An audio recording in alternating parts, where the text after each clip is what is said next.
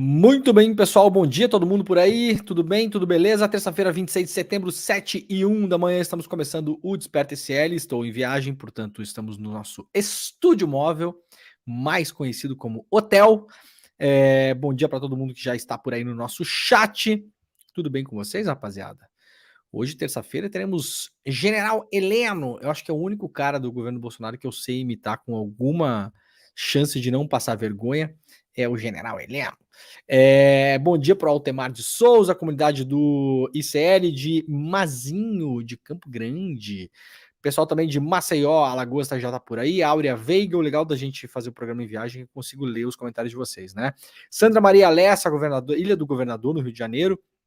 Já tá todo mundo aí, pessoal de Recife, pessoal de onde mais? Bruxelas, aqui é meio-dia, diz a Kátia Rodrigues. A gente pega uma audiência muito legal do pessoal do Brasil, dos brasileiros que moram fora do Brasil, né? Então muita gente nos acompanha lá fazendo almoço, no pós-almoço, muita gente na Ásia também. Recebo muitas mensagens aqui, então fico muito feliz que muita gente que mora fora do país pode se informar sobre o que tá rolando no nosso Brasil aqui pelo Desperta ICL. Ó, vai chegando, vai deixando seu like, inscreva-se no nosso canal também e, por favor, se você puder, ontem, aliás, preciso fazer uma errata, né? O nosso diretor, Maurício, falou, Demore, você tem que fazer uma errata amanhã. Ontem eu falei que a gente terminou o programa aqui com mais ou menos 15 mil pessoas nos acompanhando online. Na verdade, era 16.500 pessoas. Eu estava olhando errado o negócio aqui. Então, agora sim, estamos com a informação correta no ar. Muito bom dia também para o pessoal que está nos acompanhando na TVT, também na TV Quirimurê. Para quem não sabe, nós estamos transmitindo este programa em rede, então você pode nos ouvir pela rádio, Rádio Brasil Atual em São Paulo, TVT em São Paulo, televisão aberta e também TV Quirimurê na Bahia. Se você tem dificuldade aí com internet ou tem internet limitada, por conta do preço do pacote da internet, você pode nos acompanhar pela televisão e pelo rádio também, sem gastar a sua maravilhosa internet. O pessoal de Belém do Pará também tá por aí, mais gente da Bélgica, 2 pessoas da Bélgica hoje. Vocês se conhecem, por acaso, pessoas que moram na Bélgica? Como aquelas pessoas que conhecem você e falam, onde você mora? Ah, eu moro no Rio de Janeiro. Pois é, eu tenho um primo que mora lá, você conhece ele? Falei, não, veja bem, deixa eu te explicar. A cidade é meio grande demais para conhecer todo mundo. O pessoal de Campo Grande também já está por aí, muita gente chegando, Santo André, Olinda, Goiânia, vão dizendo de onde vocês estão assistindo o programa aí, gente. E também falem nos comentários aí se o calor da cidade de vocês deu uma melhorada, né? Porque essa semana começou escaldante, né?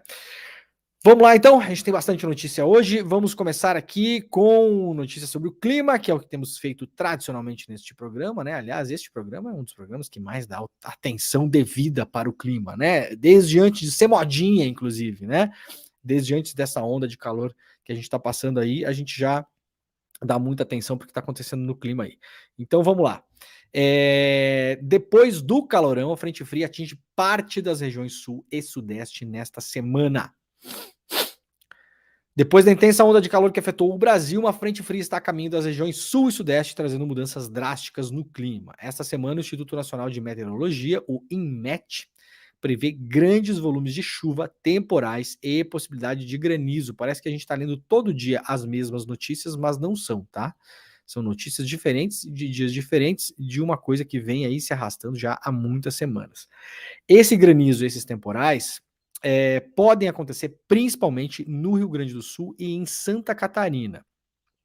Segundo o INMET, isso ocorre devido à interação justamente do ar quente, que persiste no centro do país, em parte da região sul, com o ar frio que vai entrar pelo Rio Grande do Sul. Eu sempre gosto de lembrar, até 2 dias atrás nós estávamos no inverno, né? A gente está batendo ondas de calor absurdas no inverno. Por isso, até quarta-feira, portanto, também conhecido como amanhã, são esperados volumes de chuva em torno de 100 milímetros, podendo ser ainda maiores em algumas áreas do Rio Grande do Sul, especialmente na faixa central e arredores da região metropolitana. A faixa central, lembrando, foi a área mais atingida pelas chuvas que acabaram levando a vida de muitas pessoas e ainda tem muita gente desaparecida, né? Além disso, o estado gaúcho enfrentará ventos intensos superando 70 km por hora devido à formação de um novo ciclone extratropical na sua costa. Então já sabem, né? Quem está no sul do país, sempre faço aquele alerta. Quem puder, quem mora em regiões descampadas, cuidado, mas cuidado redobrado, né, também com os animais, o que é importante, né, claro.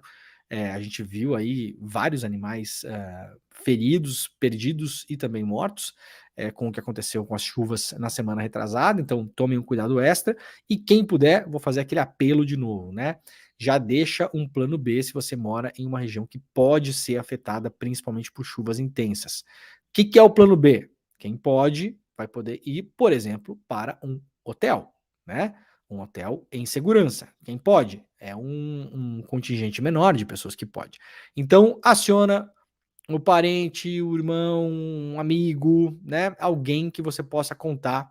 E se você mora numa cidade que está em risco, por gentileza, enquanto sociedade civil, é o máximo que a gente pode fazer também, alerte as autoridades, né? Cidades pequenas, onde você tem contato ali com as autoridades, não deixe de alertar, né? Você encontra as pessoas na rua, essas cidades pequenas, essa sim, né?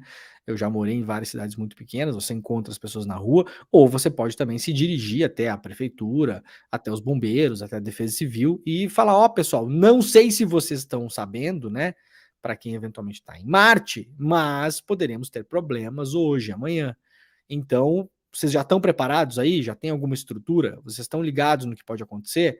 Né? O salão lá da paróquia, o ginásio da cidade, enfim, os lugares onde dá para abrigar pessoas em caso de tempestades, por exemplo, e inundações, tá? Então, fiquem de olho porque a coisa pode piorar de fato, né? Novo ciclone se forma na costa do Rio Grande do Sul e reforça temporais nessa terça-feira. Aqui mais uma notícia do G1 falando também sobre o clima. A Defesa Civil, claro, mantém o alerta, emitiu 2 alertas na segunda-feira no Rio Grande do Sul com vigência de 24 horas cada um. Um é para chuvas intensas com volumes elevados, com riscos de cheias em arroios, rios pequenos e enxurradas para a região metropolitana, também para as regiões litoral norte e parte da serra. Então tá aqui o alerta da Defesa Civil. O Guaíba, em Porto Alegre, essa imagem aqui é uma imagem inusitada, não acontece com muita frequência. Vocês estão vendo aqui, são mega, portões que foram construídos, né, há décadas já, para tentar conter inundações do Guaíba. O Guaíba está chegando em um nível perigoso, ontem eu vi a medição, estava em 2,70 m parece, se eu não me engano, com 3 metros você já tem alagamentos no centro de Porto Alegre, então a cidade está em atenção máxima, e essa imagem é uma imagem emblemática, porque é a imagem dos portões do muro conhecido como Muro da Mauá, que é uma avenida que fica muito próxima ao rio, os portões sendo fechados. Esses portões normalmente ficam abertos, né, e sequer são movimentados, né. Há uma dúvida, inclusive, ontem circulou notícia que alguns portões estariam com dificuldade para fechar, porque não são movimentados há muito tempo, o que obviamente é um erro, né, porque você tem que movimentar e saber que esses portões estão funcionando, né. Então, espero que isso tenha sido regularizado. Essa imagem foi feita ontem pelo fotojornalista Gabriel Wolkind, lá do Sul 21. Confira o momento em que as comportas do Guaíba foram fechadas na tarde desta segunda. A última vez em que as comportas tinham sido fechadas em Porto Alegre foi em 2015.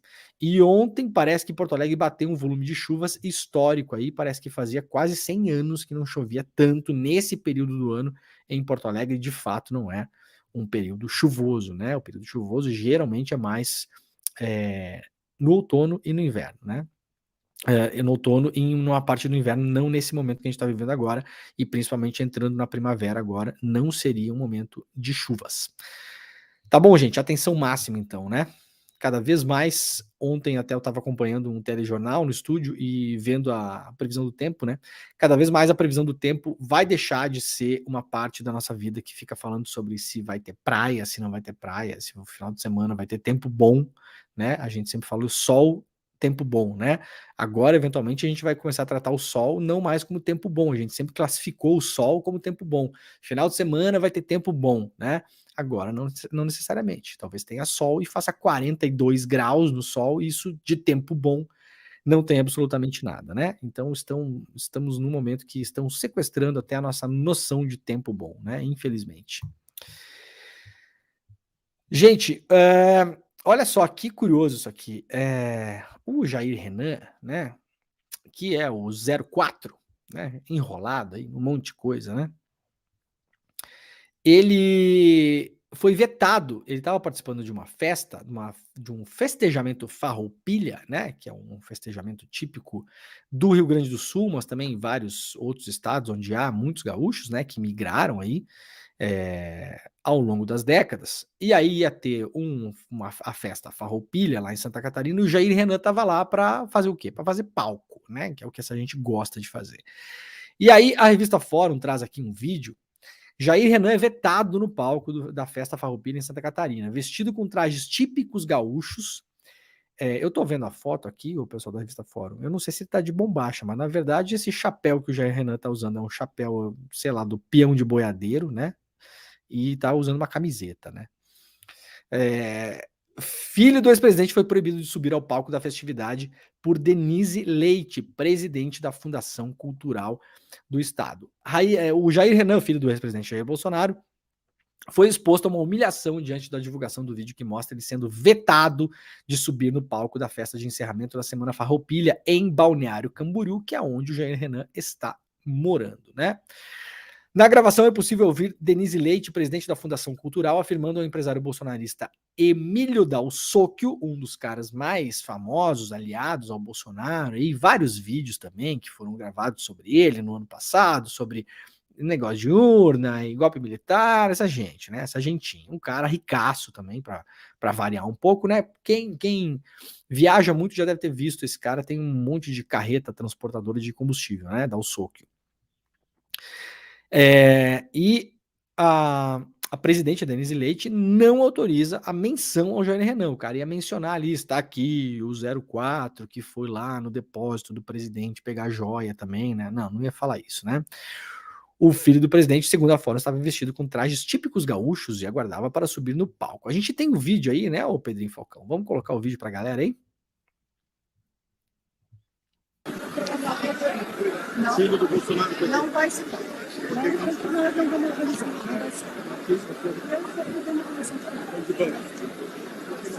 Ele não pode, porque ele não vai estar. Não vai estar. Pode ser prosseguir. Chefe. Este ano, sem dúvidas, tivemos. Tá legal, né? Olha, eu vou dizer o seguinte: parabéns, deixa eu pegar de novo o nome da presidente da fundação aqui, porque, ó, como é o nome dela? Denise Leite. Dona Denise, parabéns, porque a senhora está enfrentando duas coisas muito difíceis de enfrentar. Três, na verdade. O ethos da região, né? De extrema direita, basicamente.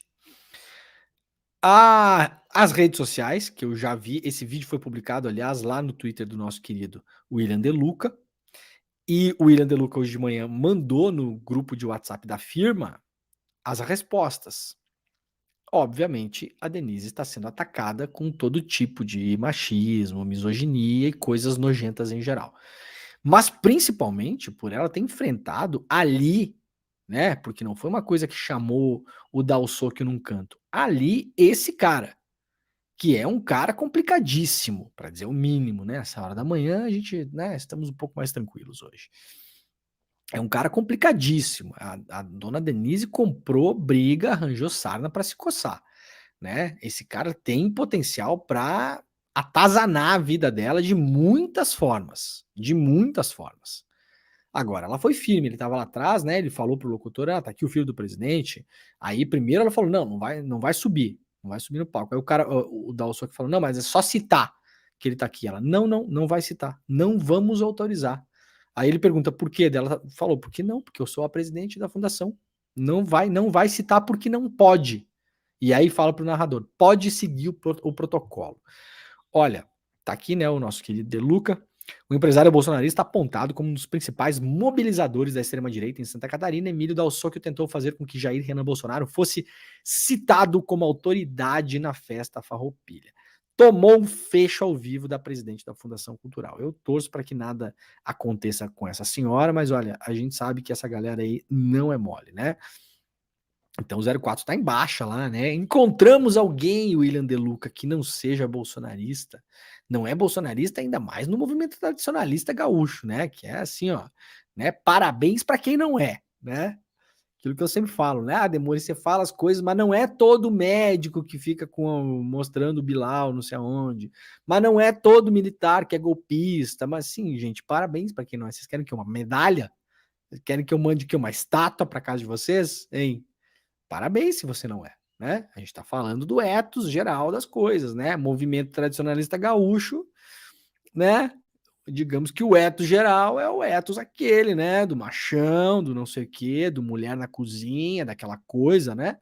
Então foi lá a mulher e falou: não. Até porque que autoridade que o Jair Renan é, meu filho? O Jair Renan tá mamando num cargo, que é o que a família Bolsonaro sempre fez, né? Sempre fez negando, né? É muito curioso. Mamando num cargo lá no gabinete do senador Jorge Saif, que era o ministro da pesca do Bolsonaro, virou senador, né? É um desses que a gente vê na CPI aí, nas CPIs por aí, né? Com fosfato reduzido, né? E aí tá lá fazendo o quê, gente? Em Camboriú, né? De onde essa pessoa é autoridade para ser citada em festa? Ai, ai, vamos lá. Notícia da Folha de São Paulo de hoje: Aras encerra gestão na PGR tentando apagar a imagem de leniente com abusos de Bolsonaro. Ô, procurador, não dá mais tempo não, viu? Acabou já, acabou a festa.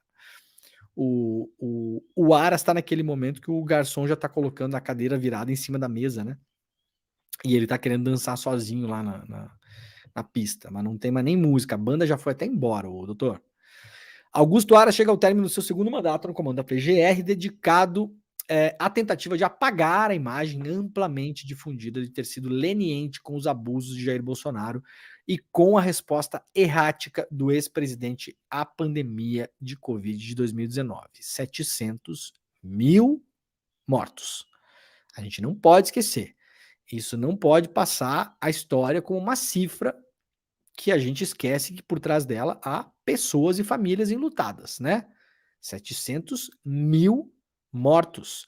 Milhões de familiares perderam seus entes queridos e outros tantos milhões de pessoas perderam pessoas queridas que não eram familiares, mas eram amigos próximos, né?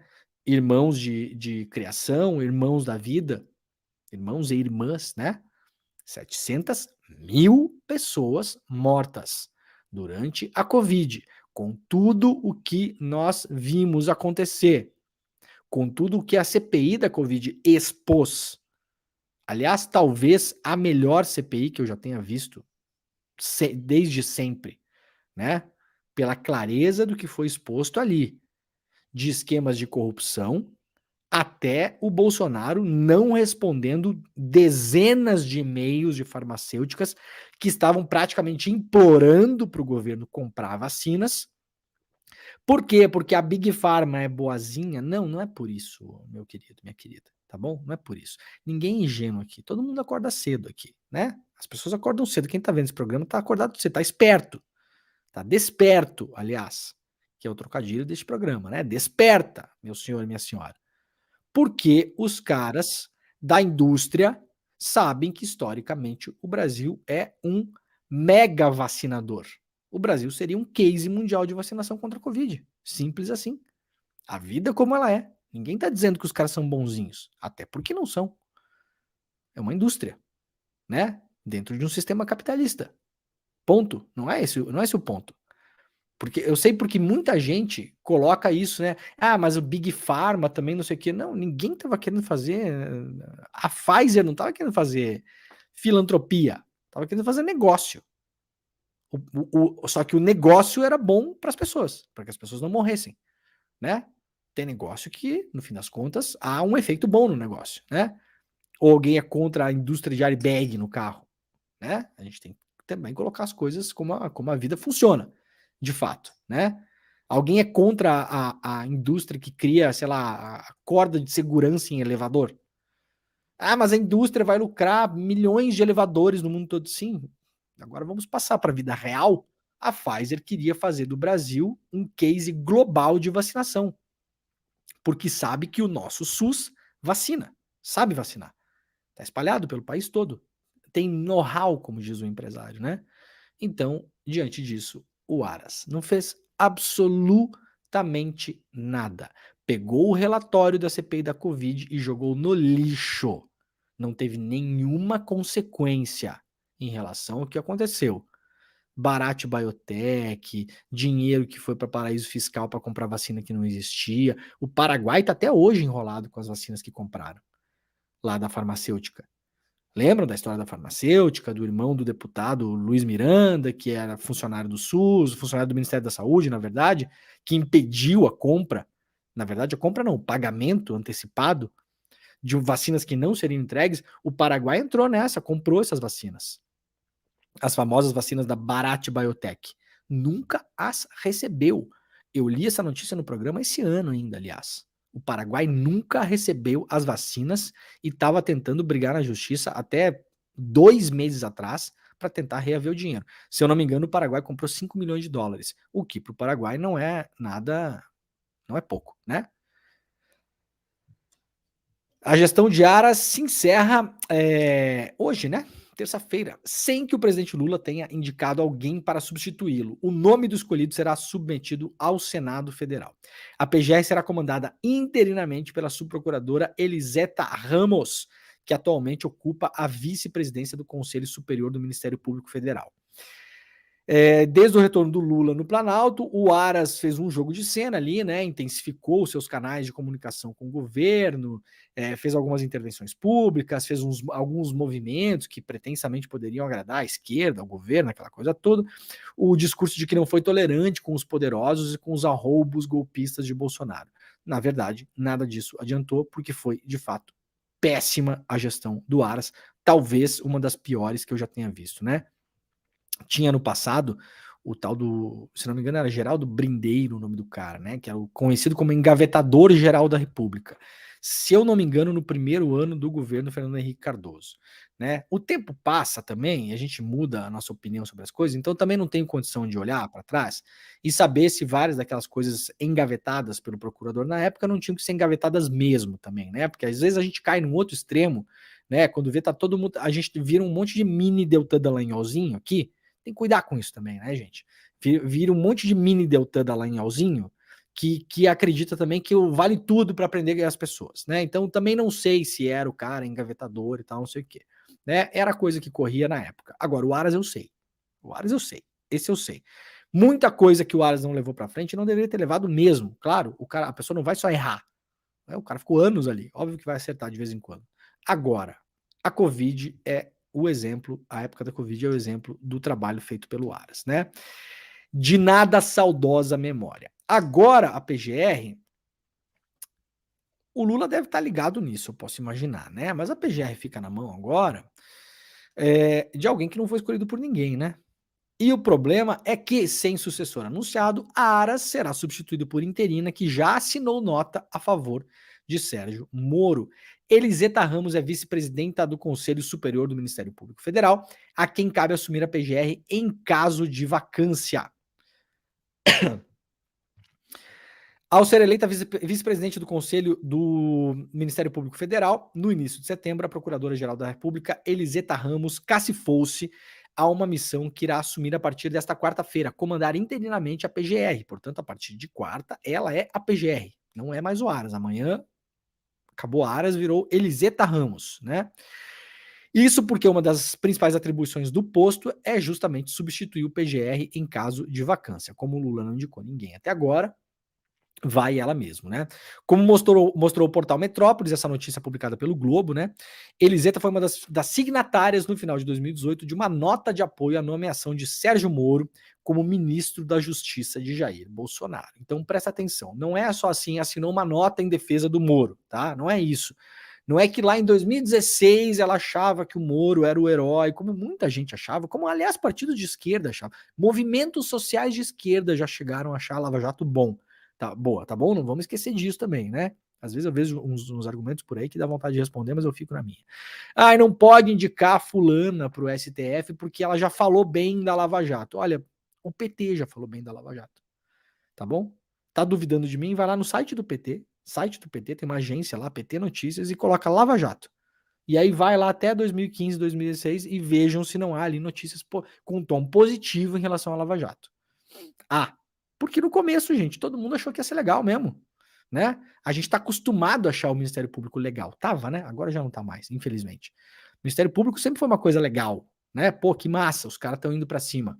Polícia Federal, sensacional, tá indo para cima, tá investigando. Depois vamos descobrir, né? Movimentos sociais fizeram notícias positivas em relação ao MST, à Lava Jato, inclusive o MST, né? No Twitter do MST, eu me lembro como se fosse hoje, coisa de 2015, 2016, se não me engano, um pouco antes.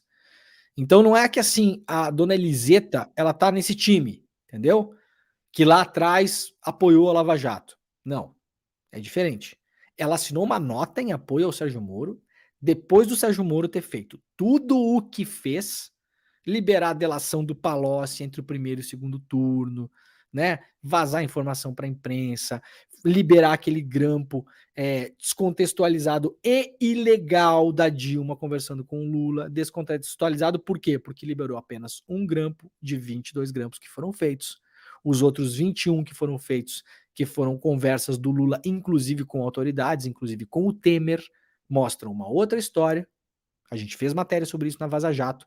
A história não é a história que o Moro vendeu mentirosamente para a imprensa, selecionando apenas um grampo de que o Lula tinha desejo de virar ministro da Dilma para fugir da justiça. A história dos outros 21 grampos mostra outra coisa, que era o Lula tentando fazer articulação política no entorno da Dilma para evitar que a Dilma caísse. Então o Moro mentiu usando um grampo ilegal.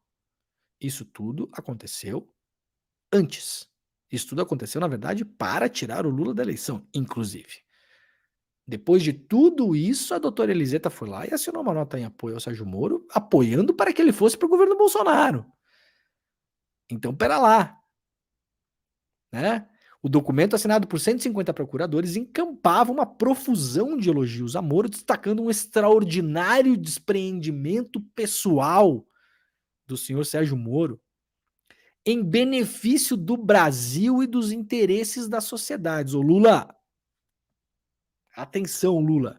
O Lula tá no momento, não tá no momento legal de saúde, né? A gente vai falar disso daqui a pouco. Vai operar o Lula e a coisa é delicada, não é uma coisa trivial, não. Lula, indica alguém aí, pelo amor de Deus, né? Porque assim, essa aqui não dá, né? Pelo jeito, não dá. Talvez tenha mudado de opinião, vamos ver, né? Eu não sei se mudou de opinião, tá, gente? Porque vocês vão lembrar que teve uma correição, né, na Lava Jato, que a PGR foi fazer, que foi obrigada a fazer, na verdade, pelo STF. O ministro Lewandowski foi lá e falou para a PGR: olha, vocês têm que olhar aí esse negócio aí, tem um monte de coisa esquisita aí dentro. Foram lá, olharam e voltaram com o resultado: não encontramos nada, não tem nada de errado, não tem nenhum problema. Quem assinou esse não tem nenhum problema, quem estava, né? A doutora Eliseta também. Então estamos falando do apoio ao Moro, né? O incrível homem que fez tudo pelo Brasil em 2018, estamos falando de algo que aconteceu este ano. Tá bom? Qual o problema? Vai ficar ali e vai tomar decisões. E pode tomar decisões que no futuro sejam difíceis de reverter. Inclusive em relação à Lava Jato. Então eu vou deixar esse trechinho aqui separadinho, porque se acontecer daqui a alguns dias eu vou voltar e vou falar: eu avisei. Né? Pode ir lá tomar decisões em relação à Lava Jato, que está aí sob escrutínio pesado do corregedor Salomão, inclusive, o ministro Salomão, né? As investigações, pelo que estou informado, estão andando com algumas linhas de investigações em relação ao que aconteceu na Lava Jato, inclusive em relação ao que aconteceu com os dinheiros da Lava Jato. Uma triangulação esquisita, no mínimo, que a gente já denunciou várias vezes, né? Petrobras e as empresas nacionais pagavam multa aqui, nos acordos de leniência, o dinheiro ia para os Estados Unidos, e depois o dinheiro dos Estados Unidos, parte dele substancial, voltaria para o Brasil, depositado na conta bancária de uma fundação de caráter privado, a tal da Fundação Lava Jato. Faz algum sentido para vocês isso? Né? Você vai lá, pressiona empresas, pressiona pessoas, essas pessoas devolvem dinheiro de corrupção que sim, existiu. Absolutamente ninguém em sua consciência fala que não. O problema vai para muito além disso. Aí esse dinheiro, parte dele vai para os Estados Unidos, porque as empresas, inclusive a Petrobras, têm que pagar multa lá, e no acordo que é feito lá, a maior parte desse dinheiro volta para o Brasil. Volta para o Brasil para onde? Boa parte desse dinheiro, mais de 2 bilhões, para uma fundação de caráter privado com um CNPJ que seria administrado pela Lava Jato. Parece alguma coisa para vocês? Para mim parece uma coisa esquisita, né? Se fosse a Lava Jato, chamaria isso eventualmente de sistema criminoso. Não parece um sistema criminoso para vocês? Para mim parece, né? Vamos ver se a dona Eliseta vai tomar algumas atitudes enquanto está ali na vacância do Aras para eventualmente blindar as coisas que estão acontecendo em relação à Lava Jato. Muito bem, vamos lá, gente.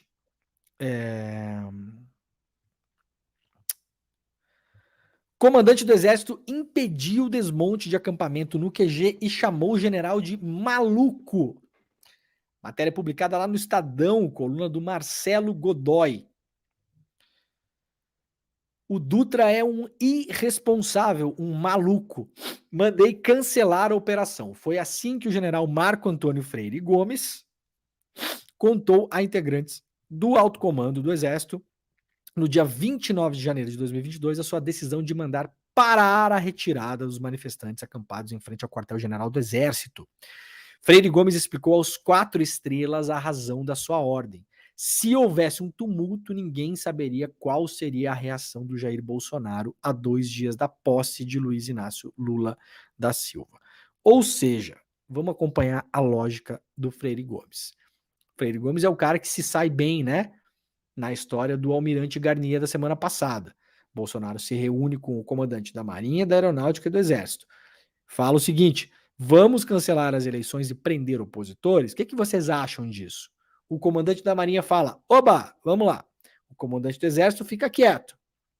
Aí vocês interpretem o silêncio como vocês quiserem, né? Tinha por função, inclusive, avisar que aquilo era crime. Fica quieto. O Freire Gomes é o cara que faz vazar para a imprensa uma frase que ele teria dito para o Bolsonaro, a qual eu me dou o direito, como cidadão, de duvidar dessa frase, porque o Freire Gomes teria dito para o Bolsonaro, vejam que coisa teatral e cinematográfica, né? Você não pode fazer isso, e se você fizer isso, eu vou prender você. Eu duvido que ele tenha falado essa frase deste jeito. Eu posso imaginar que ele possa ter dito: se o senhor fizer isso, o senhor corre o risco de ser preso. Até porque ele, comandante do Exército, não poderia prender o presidente da República. Isso também seria um golpe, na verdade, né? Seria o golpe dentro do golpe, né? O comandante do Exército prendendo o presidente da República numa sala, né? O Freire Gomes, eu duvido que essa frase saiu da sua boca, tá bom? Parece uma coisa construída para o senhor parecer bem na foto, né? Mas talvez o senhor possa ter falado para o Bolsonaro: Bolsonaro, melhor não, né? Nós não temos o apoio dos Estados Unidos, que já falaram para a gente não se meter nisso, né? A sociedade civil está dividida, aquela coisa, então dá uma segurada aí, o senhor é meio maluco mesmo, é capaz do senhor ser preso. Isso pode ter acontecido. Aí, o Freire Gomes agora aparece aqui como um personagem que não deixou desmontar o acampamento dos golpistas em Brasília. Então, ao mesmo tempo que ele falou para o Bolsonaro não dar um golpe, ele deixou os golpistas ali tentarem dar um golpe, né? Porque o que estava se cometendo no acampamento era flagrante uma violação às leis que falam sobre golpe de Estado. As mesmas sobre as quais as pessoas estão sendo julgadas agora no STF, inclusive. Né? Então a gente não sabe o que o Bolsonaro vai fazer. Que brilhante raciocínio, né? Olha, a gente não sabe como o Bolsonaro vai reagir se a gente desmontar o acampamento dessas pessoas que estão acampadas aqui pedindo golpe militar. Então vamos deixar as pessoas acampadas aqui que estão pedindo golpe militar. Eventualmente elas podem sair daqui e de fato tentar um golpe militar. De fato, 8 dias depois elas fizeram exatamente isso. Que loucura, né? O Dutra, citado na conversa, era o então comandante militar do Planalto, general Gustavo Henrique Dutra de Menezes. Ele dera a ordem para desmontar o acampamento e pedir a reforço à PM do Distrito Federal, mas não avisou Freire Gomes, pois acreditava que Freire Gomes iria barrar a iniciativa. Ao ver o que acontecia na Praça dos Cristais, o comandante do Exército telefonou para Dutra. Estava enfurecido, segundo diz aqui o Marcelo Godoy lá no Estadão. Chamou ele de maluco e irresponsável, ordenou que todos os agentes fossem retirados dali imediatamente, ou seja, que o acampamento fosse mantido. Notícia importante, né, publicada pelo Estadão, a ver o que acontece em relação a isso. Também lembrando que, né, a gente está falando aqui de uma trama que envolve muitos interesses, né? O exército não é uma coisa monolítica onde todo mundo pensa igual, e também não é um lugar onde as pessoas não mentem, né? Como diz o Guilherme Amado, que aliás está na nossa tela aqui, pegando o exemplo de um militar que mente, o general Heleno, né? Como diz o Guilherme Amado, se tem uma coisa que o general Heleno faz ao natural é mentir, né? Então no exército as pessoas mentem, omitem, né? Cometem chantagem, enganam, passam a mão em dinheiro público, fazem tudo isso. Historicamente, aliás, no exército, né? Então vamos lembrar o seguinte: o general Dutra, que é esse cara que aparece na notícia do Estadão, sendo o cara que falou: ó, vamos desmontar esse acampamento aqui, o que pode ter acontecido, de fato. Segundo a notícia, foi ele, inclusive, que acionou a polícia para desmontar o acampamento e foi desautorizado pelo comandante Freire Gomes, chamado de maluco e irresponsável. Vamos lembrar que o general Gustavo Henrique Dutra, ex-comandante militar do Planalto, distorceu um documento do Ministério Público em sua defesa na CPI. Ele foi para a CPI, apresentou um documento do Ministério Público dizendo: olha aqui, ó, tinha recomendações do Ministério Público e eu não mandei desmontar o acampamento. Por quê? Porque eu cumpri todas, né? As providências do MPF, segundo ele, foram exaustivamente perseguidas pelo comando militar, escreveu o general. Não havia até então ilegalidade nas manifestações. No entanto, isso é mentira, porque o MPF no documento dizia que era necessário coibir manifestações que incitem à prática de violência contra candidatos eleitos, que estimulem a obstrução do exercício regular dos poderes constituídos, ou que incitem a sublevação violenta e estimulem a animosidade das Forças Armadas contra os poderes constituídos. Resumindo, era basicamente só o que as pessoas estavam fazendo no acampamento na frente do QG, na Praça dos Cristais. Que, aliás, não me chama atenção, né? Praça dos Cristais e Noite dos Cristais, como teve na Alemanha nos anos 30, né? Para quem não sabe o que é, procura depois aí Noite dos Cristais. Né? Os nossos acampados estavam na Praça dos Cristais. Exatamente só o que eles estavam fazendo ali era incitar as Forças Armadas contra os demais poderes constituídos. Então, é curioso que o general Dutra tenha ido para a CPI e não tenha falado isso que agora o Marcelo Godoy publica no Estadão. Por que é que ele não foi à CPI e falou: não, ó, eu mandei desmontar e o comandante Freire Gomes me chamou de maluco e irresponsável. Isso seria contar a verdade. Tá vendo como o militar também vai lá para a CPI e também mente e omite? Em relação ao documento do Ministério Público, ele mentiu, o general Dutra. E se de fato ele foi o cara que mandou desmontar o acampamento em Brasília e foi desautorizado pelo comandante e chamado de irresponsável e maluco, ele omitiu uma informação crucial para a CPI. Crucial. Que, inclusive, como figura pública, lhe beneficiaria, né? Mas, claro, dentro do Exército não seria muito bom ele ter falado isso, né? Agora, a matéria vem à tona, né? O Jornal Globo foi lá ouvir o Mourão, né? E o Mourão falou o seguinte sobre a reunião do Bolsonaro com os militares, né? Sobre o documento que o Bolsonaro teria recebido para anular as eleições para prender opositores. Foi um mero blá blá blá, diz o Mourão, ao minimizar suposta reunião golpista entre Bolsonaro e militares. Ex-vice-presidente e hoje senador Hamilton Mourão coloca em dúvida o conteúdo da delação de Mauro Cid, claro, ex-ajudante de ordens do então presidente Jair Bolsonaro. Em entrevista, o militar também diz não haver gravidade na reunião do Bolsonaro. Veja bem, com os chefes das Forças Armadas, em que, segundo o relato de Cid, vamos lá, eu não vou ler a notícia. O Mourão está dizendo o seguinte na entrevista. Primeiro, eu vou colocar em dúvida a delação do Cid, ou seja, eu duvido do que o Cid está falando, tá? Isso é o que o Mourão fala na entrevista.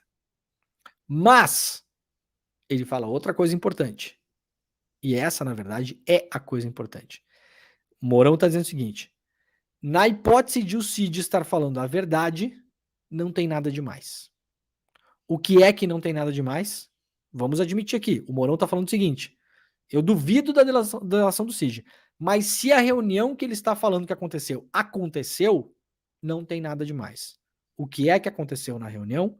Um assessor do Bolsonaro, o senhor Felipe Martins, entrega em mãos para o Bolsonaro um papel. Este papel é um projeto para anular as eleições, uma proposta para anular as eleições e prender opositores. Ambas as coisas feitas pelo presidente da República ilegais. Crimes, as duas. Faz isso na frente de um padre e um advogado. O Cid diz que não lembra quem é o padre e quem é o advogado. Obviamente ele sabe quem é. Obviamente também o Cid está omitindo informações na sua delação. Isso é evidente. E eventualmente pode estar mentindo também. Já falei várias vezes aqui, delator pode mentir e omitir. O trabalho dele é fazer com que a polícia não descubra. Mas pode. E aliás, delator mente e omite. Na regra, vamos colocar todos. Talvez tenha um delator que seja santificado, né, beatificado pelo Papa, que não mentiu e nem omitiu em delação. O delator vai lá, gente, para minimizar dano. Nenhum delator vai na frente da polícia ou do Ministério Público Federal para fazer confissão de igreja. O delator vai para lá para minimizar dano. O que é que passa na cabeça de um delator? Eu já tô ferrado. Não tem mais salvação. Os caras me pegaram. Às vezes de modo legal, às vezes de modo ilegal.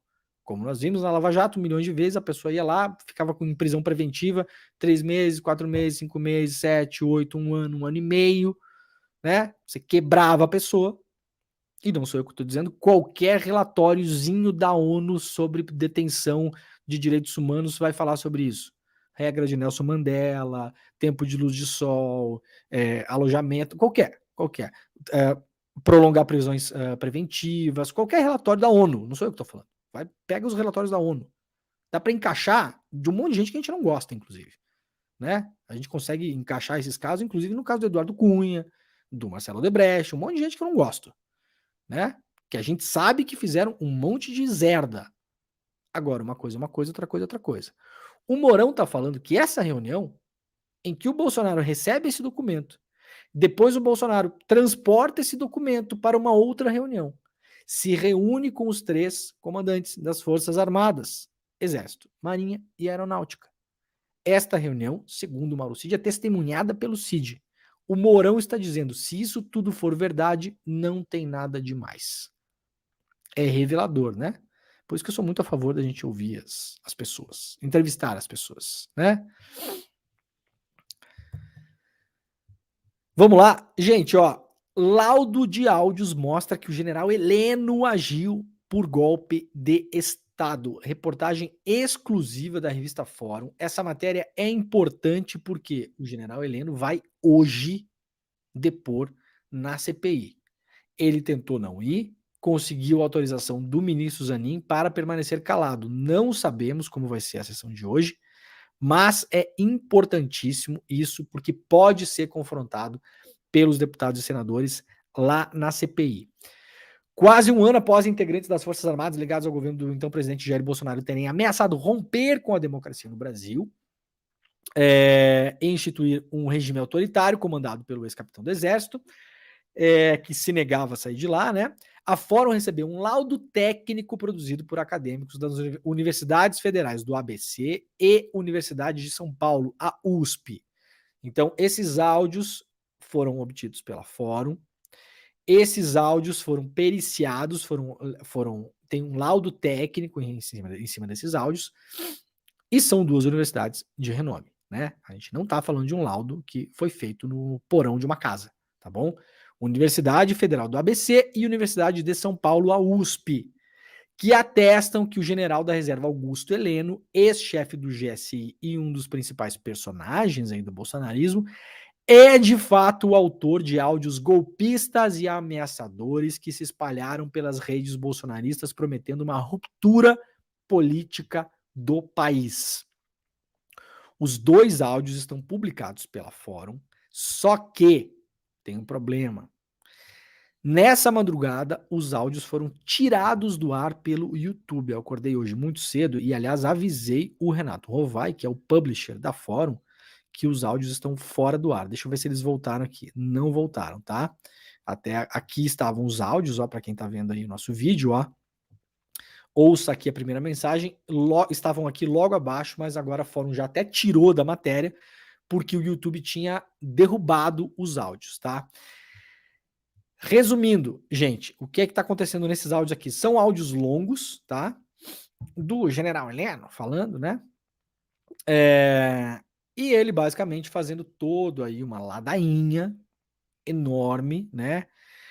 Dizendo que o Lula, aqui, frase do Heleno, Lula não pode assumir porque é um condenado político, seja lá o que Deus isso que quiser mandar, né? O senhor, General Heleno, o senhor é um condenado político também. Milhões e milhões e milhões de pessoas no Brasil já condenaram o senhor politicamente, né? Ao ostracismo no mínimo. E a depender do que esses áudios possam revelar, para outros lugares também, né? Se bem que o senhor já está numa idade avançada, talvez não pegue cadeia, né?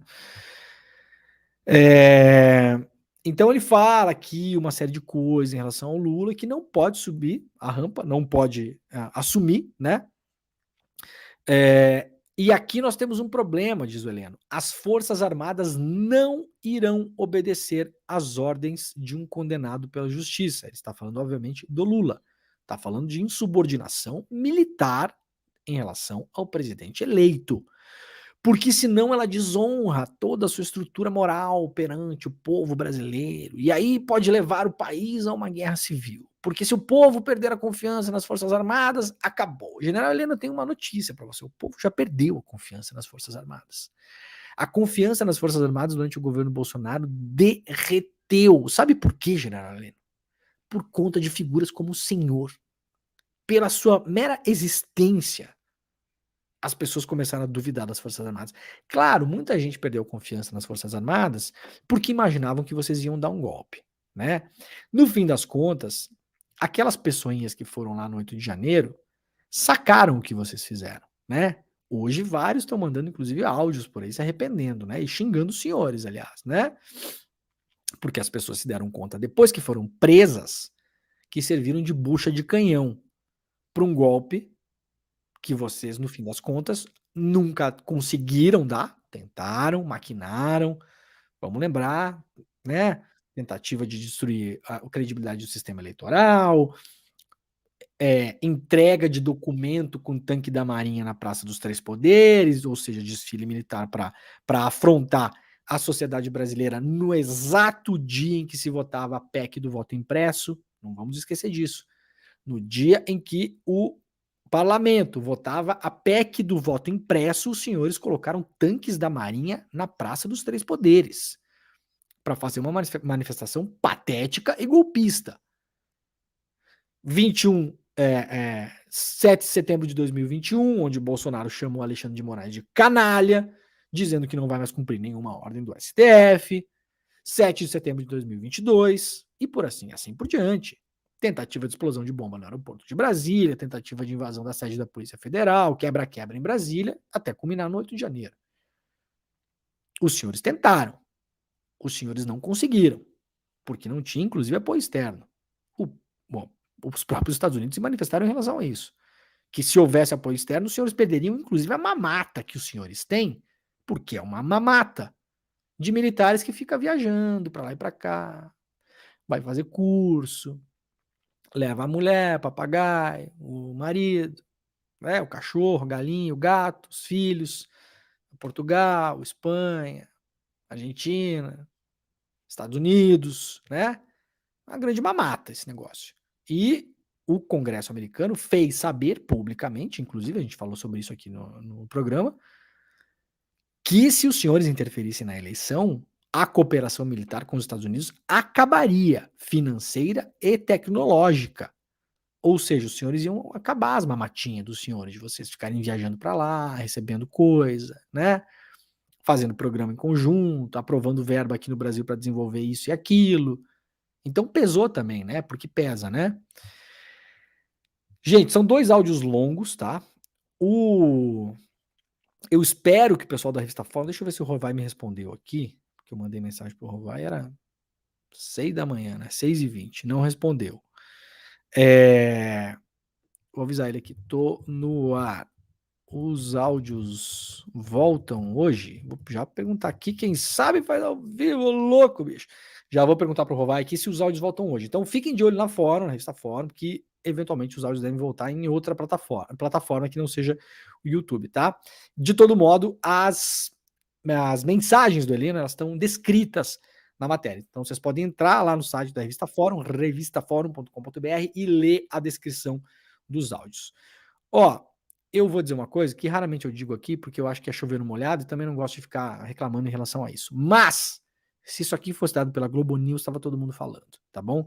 Então, aprendam com este programa, que este programa também é um programa cultural, eu espero.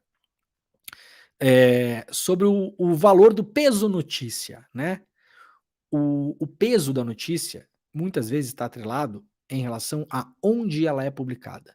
E mesmo nós, progressistas, de esquerda, revolucionários, sei lá o que você se considerar, que você está me assistindo nesse exato momento, mesmo nós temos a tendência, que é uma tendência quase automática, mesmo que a gente seja muito crítico em relação à mídia comercial, né? Mesmo aquelas pessoas que odeiam a Globo, não sei o que, a gente tem uma tendência automática a dar mais crédito a uma notícia quando ela é publicada no UOL, no Globo, no não sei aonde, na Folha, do que em outros lugares.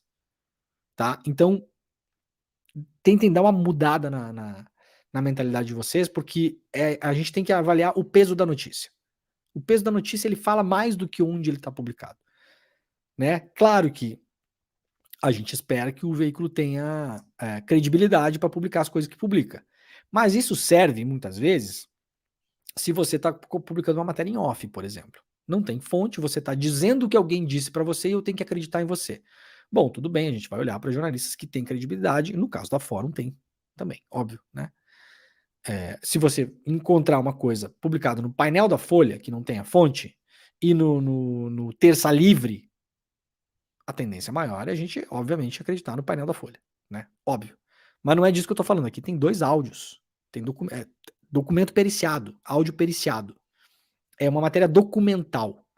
Não é uma matéria de opinião. Não tem nada em off aqui. É uma matéria documental.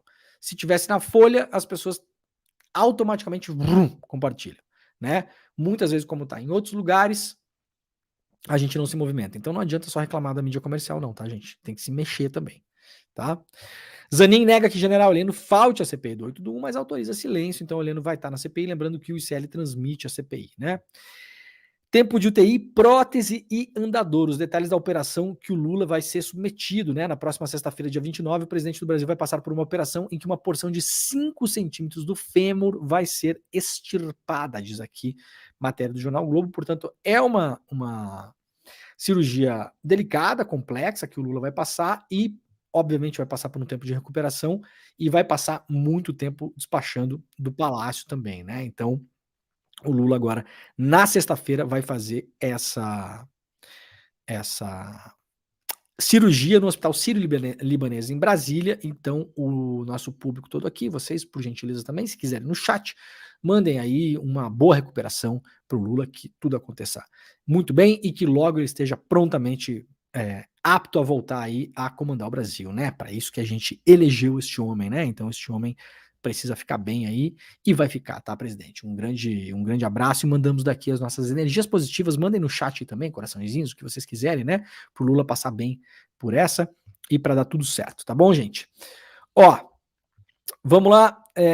Última notícia muito rápida aqui. Quem quiser ler um pouco, entender o que está acontecendo na guerra da Ucrânia, mas nas guerras do mundo em geral, tem uma notícia, uma matéria que foi escrita pela revista The Economist e foi traduzida pelo Estadão, sobre os novos players, como se diz em revistas como a The Economist, da guerra, né? Isso vai fazer vocês entenderem muito também porque não há interesse nenhum, em praticamente nenhum líder do mundo, em negociar a paz na Ucrânia. É um grande negócio. Estou chovendo no molhado, todo mundo sabe que a guerra é um grande negócio, né? Mas a guerra da Ucrânia está na moda, tá, todo o twitteiro aí tá cheio de opinião sobre a guerra da Ucrânia. Bom, então, importante, leiam esta matéria. Eles vendem drones, caças e tanques baratinhos. Conheça os novos vendedores de armas do mundo. Os 5 maiores vendedores de armas do mundo, Estados Unidos, Rússia, França, China e Alemanha, são responsáveis por mais de 3/4 das exportações. Mas os fabricantes de armas novatos estão roubando o mercado da velha guarda. Isso está publicado no Estadão. É uma matéria da revista The Economist, tá bom? Bom, Gente, ó, é importante. Nós teremos no dia 28, portanto, conhecido popularmente como depois de amanhã, uma super palestra com a Monja Coen, tá bom? De graça, aqui no ICL, sempre exclusivo, ao vivo e de graça. Então, você, por favor, faça a sua inscrição. Vai ser às 8 horas da noite e a Monja Coen vai falar basicamente sobre ansiedade e depressão, os grandes males da pós-modernidade, né? Quem não conhece ou quem não é ansioso ou tem questões com depressão, né? Então, de novo, palestra com a Monja Coen, ao vivo, exclusivo, de graça. O que é que tem que fazer, Leandrinho? Tem que só se inscrever. icl.com.br/desperta. icl.com.br/desperta para você receber o link da super aula da Monja Coen, que o Edu vai tocar com ela, esse papo também, que vai acontecer no dia 28, portanto, depois de amanhã, quinta-feira, às 8 horas da noite. Tá bom, gente? Muito obrigado a quem nos acompanhou pela TVT, pela TV Quirimurê e pela Rádio Brasil Atual. Tchau para vocês, a gente volta amanhã. E galerinha que restou por aí, façam a sua inscrição, né? Garanta agora a sua vaga. O Desperta ICL está acabando. A gente volta amanhã de manhã, às 7 horas da manhã. Agora vai começar o ICL Notícias, primeira edição. Lembrando para vocês que a nossa rede segue conectada. Então, quem está nos assistindo na TVT, na TV Quirimurê e na Rádio Brasil Atual, vai só ouvir e ver os comerciais. E já voltamos com o ICL segue também na rede, e aqui nesse mesmo link pela internet, se você está nos acompanhando pelo YouTube, seja lá onde for, fica por aí, não precisa mudar de link, não precisa pesquisar nada no YouTube, porque o ICL Notícias primeira edição segue por aqui, e depois todos os outros programas da manhã seguem por aqui também, né? O Em Detalhes, com a Gabriela Varela, e o programa sobre mercado, sobre os Faria Limers, né? Mas não é um mercado Faria, é um programa Faria Limer, obviamente, né? Com o André Campedelli e com a Débora Maganha, que vai também, então, até meio-dia você vai aqui com a gente no ICL Notícias, tá bom? Fiquem ligados, a gente volta amanhã às 7 horas da manhã. Muito obrigado, um beijo para todo mundo e tchau. Faltam só 2 dias para nossa aula Como Vencer o Estresse e a Ansiedade com Monja Coen, essa super liderança espiritual, essa missionária do Zen Budismo e essa pessoa tão sábia. Se você já está inscrito na aula, parabéns! Fica atento no seu e-mail, que é lá que vai chegar a informação, no e-mail que você cadastrou. Se você não está inscrito ou inscrita na aula, clica no link aqui em cima ou aqui embaixo, se inscreve agora. É super rápido e eu tenho certeza que você vai ter muita utilidade nessa aula. Então, vamos todo mundo assistir daqui a 2 dias, 8 horas da noite no horário de Brasília, e colher os frutos desses ensinamentos. Até lá!